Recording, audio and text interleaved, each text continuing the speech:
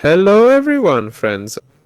On the Valor channel today, I'll show you how to update your graphics card drivers on Windows 11. It all depends on the manufacturer, but generally there are two main ones, NVIDIA with their GeForce Experience program or AMD Radeon Graphics. Here are the drivers and support. Drivers are downloaded based on your manufacturer. So you download NVIDIA GeForce Experience, install it, and this little tool opens up called NVIDIA Up, where you can update your drivers in the graphics section. Or for AMD, yes, you download Windows drivers like this. I'll show you an example.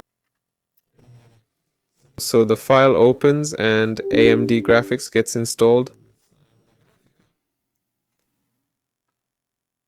There, and then you update it just like you would with the NVIDIA drivers. That's it. This was Valor with you. Goodbye, everyone.